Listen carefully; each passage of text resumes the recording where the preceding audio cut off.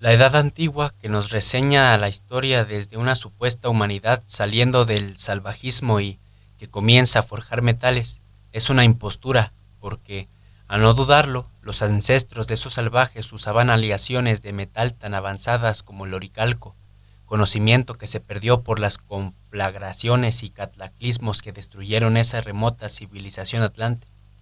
El paganismo central fue destruido a sangre y fuego, mediante crímenes brutales, por el modelo monoteísta de paz y amor que sigue conspirando en su actualidad por el aborregamiento del ser humano. Sumeria y Tiahuanacu son solo remanentes, resabios de aquella esplendorosa y floreciente era antediluviana.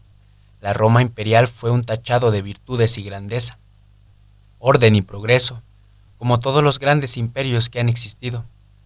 La Europa visigoda de los grandes reinos íberos, francos y germánicos fue una de las épocas de esplendor y abundancia más importantes de la historia, sometida al oscurantismo y destruida por la conspiración clerical monoteísta. Así entramos a la Alta Edad Media, donde comenzaría la hegemonía de la religión, del culto sobre los imperios regios. Justamente para lograrlo, los sacerdotes del culto tuvieron que borrar la prehistoria. Es en este periodo que las monarquías son sustituidas y sus linajes adulterados. Así, las cruzadas constituyen la génesis de la conspiración masónica que arranca con la consabida era de las catedrales. No son guerras santas como nos la pintaron, sino las primeras grandes operaciones de falsa bandera. En este sentido, nunca existió un país llamado Israel, aunque sí existió Judá, una importante provincia fenicia durante la expansión de Sidón y Tiro, capitales del imperio fenicio. La casta sacerdotal hebrea levita es originalmente de Sidonia, es decir, Fenicia. Como bien reseña el erudito israelí Shlomo Sland, decano de la Facultad de Historia de Tel Aviv, Israel nunca existió. Ahora sabemos que Israel es un capricho de la dinastía de banqueros de origen judío Rothschild, que a la postre lo gestionó y creó mediante una conspiración que va desde el Congreso Sionista de Basilea en 1897 hasta las dos guerras mundiales en las que murieron 100 millones de personas. La judio-cristianización de la Europa pagana fue sangrienta. La tolerancia y al amor al prójimo brillaron por su ausencia. Sajones, francos, frisones y vikingos fueron tan asediados y cercados, en algunos casos masacrados por las huestes papales, que se vieron obligadas a realizar grandes emigraciones al continente americano, 5 siglos antes de que Colón descubriera América. Arthur Ponsnansky, José Imbelloni, Mario Montaño Aragón, Dick Ibarra Grasso y Jacques de Mahieu nos lo detallan abundantemente en sus obras, pero se nos sigue mintiendo sobre estos originarios vikingos, aunque las momias rubias caucasianas aparecen por cientos en chulpares y pucaras de la época del Incario.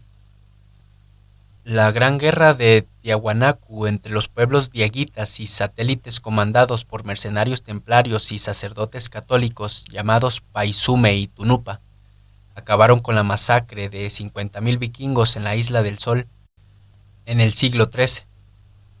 Y la historia oficial, bien gracias, solo llega, y mal, a la guerra civil incaica muy posterior, previa a la conquista española.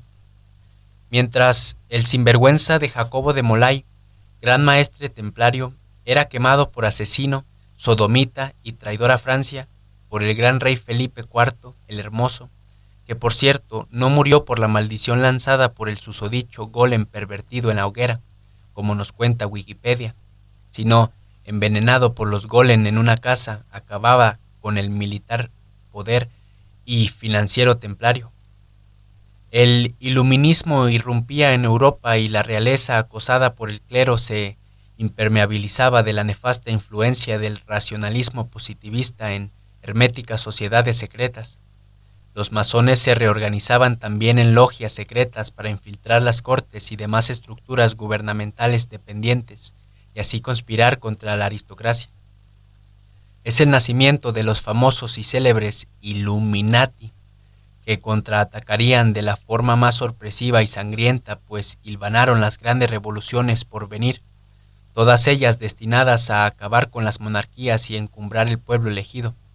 Como veremos, la prosperidad de los grandes reinos europeos vivía un apogeo merced a la expansión colonial.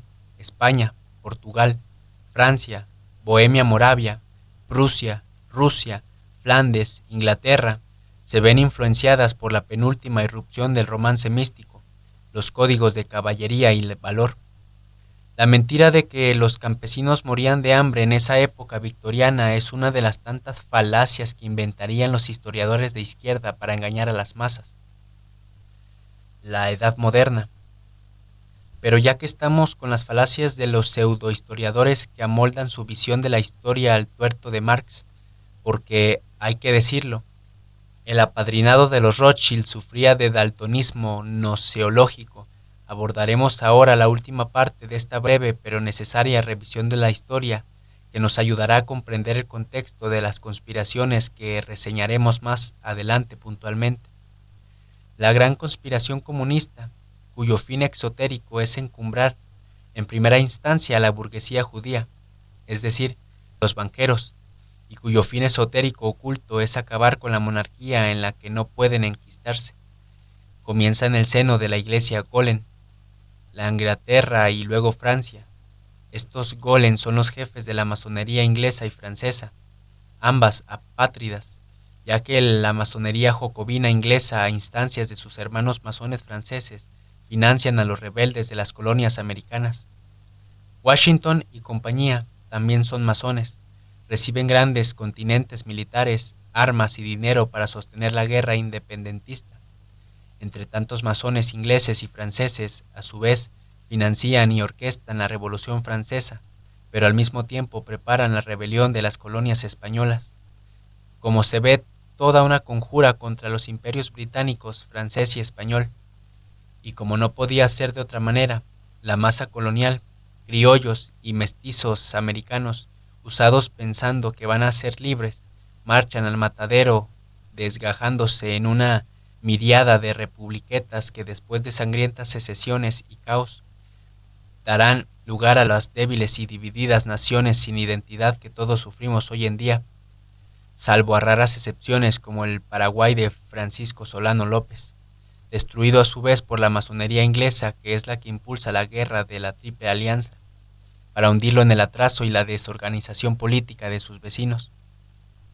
En ese contexto post-independencia masón nacionalista que quiera salir de la órbita corruptora de la democracia liberal masónica, es decir, embebida hasta el cuello de la ideología revolucionaria jacobina, será asesinado, descontinuado y olvidado.